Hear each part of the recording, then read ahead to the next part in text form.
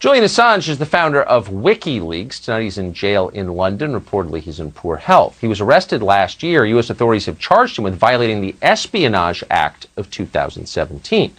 Now, whatever you think of Julian Assange and what he did, he's effectively a journalist. He took information and he put it in a place the public could read it. He may die in prison.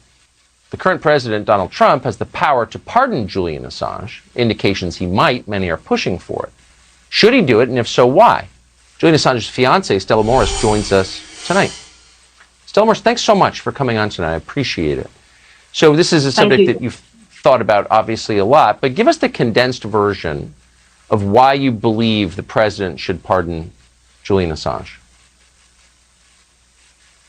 Well, Julian's been suffering for 10 years now. He lost his liberty 10 years ago, right after the U.S. diplomatic cables were published by WikiLeaks.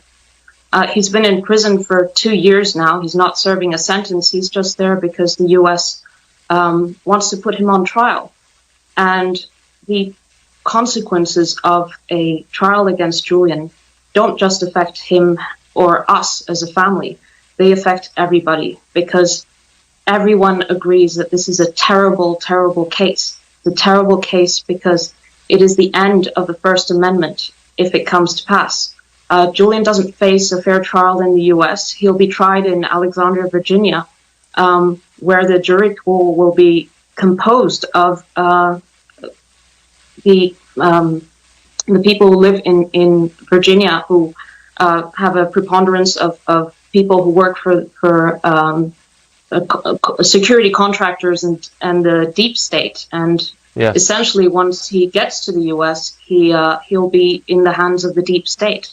And that's why I've put out I've pleaded the president to show the mercy that the deep state will not show Julian if he's extradited.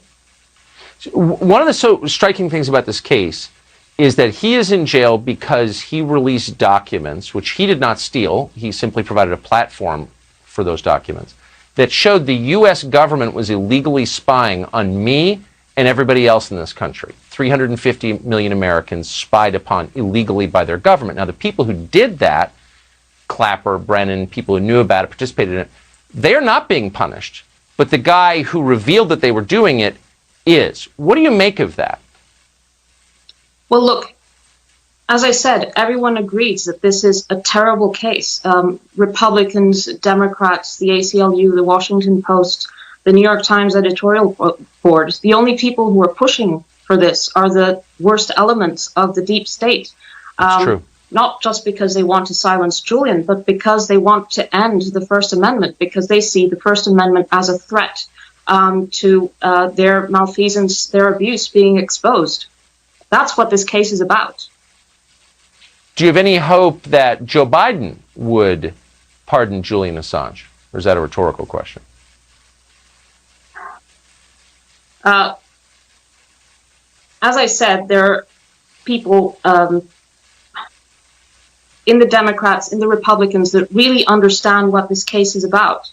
And it's in no one's interest, except those worst elements of the deep state, that this goes ahead, because if it does, it creates a terrible precedent that can be used against everyone. It can be used against you, Tucker.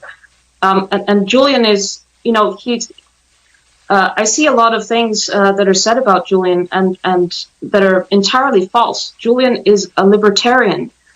He comes from a deep distrust of institutions, of government, not because he's anti-authority per se, but because institutions are made up of people, and people are fallible. And yes, some people are principled, but many people are also corrupt, and corrupt people in power are dangerous because they lie us into wars, and that affects us. That affects our families. It affects our brothers and sisters and sons and daughters who are then sent to war and sometimes, don't survive. So it affects everyone. And basically this case is about revenge against Julian. And Julian is the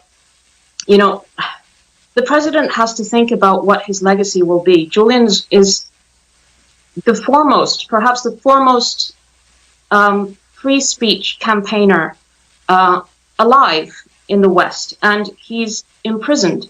And does the president want that to be his legacy, or does he want to, ensure that the First Amendment survives this trial and survives by, pardoning him and not having this trial?